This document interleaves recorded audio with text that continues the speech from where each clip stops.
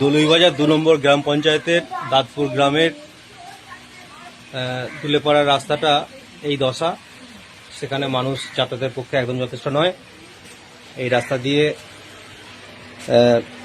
ছাগল গরু থেকে মানুষ সব যেতে অসুবিধা। এই রাস্তার হাল খুবই খারাপ।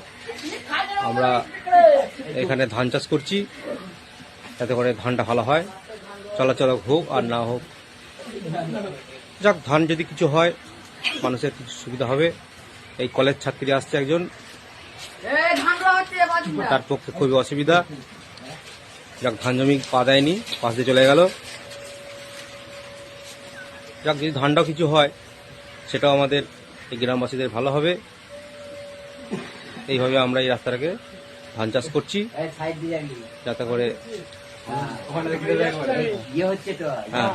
এই যে আমাদের একজন আসছেন, উনি কোনটা দিয়ে যাবেন বুঝতে পারছেন না, উনি চিন্তিত, কাদা অবস্থা। হ্যাঁ, কোনটা দিয়ে যাবেন দাদা? আপনি যেতে পারবেন? যান, আসুন, যান, আপনি যান, আস্তে আস্তে যান।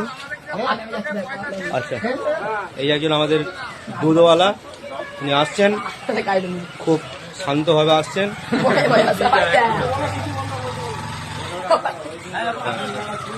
আসুন। আচ্ছা দাদা, আপনি তো এই রাস্তায় বহুদিন যাবত আসছেন। একদম খারাপ, কিচ্ছু নেই রাস্তাটা হাঁটার মতন নেই।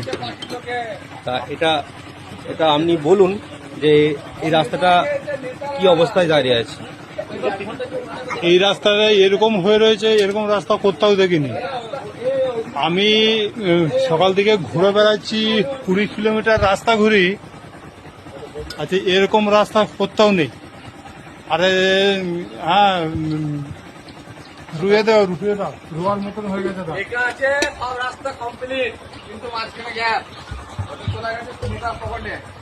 আচ্ছা দাদা, আপনি কিছু বলুন। এই ধান চাষ করছি, ধান চাষ হ্যাঁ হেভি হচ্ছে। ওই নেতাদের বাড়ি বাড়ি দিয়ে আসবো ধান হলেই। বর্ষাকালটা পড়িয়ে গেছে, মাছ ছেড়ে দাও কিছু, ল্যাড়া মাছ, চ্যাং মাছ। ও যতবার পাটি পাল্টাবে ততবার হাফ হাফ রাস্তা হবে। ওইখান থেকে ওইটুকু পয়সা নেই, আমার ওইখান থেকে ওইটুকু পয়সা নেই।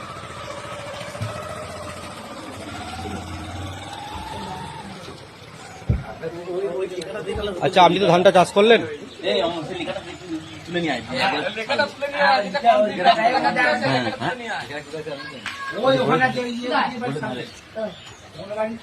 ছোটবেলা আসছে।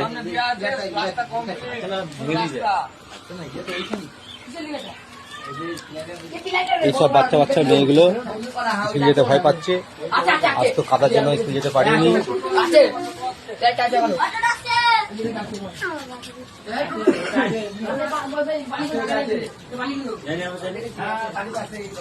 দাদা একবার দাঁড়ান।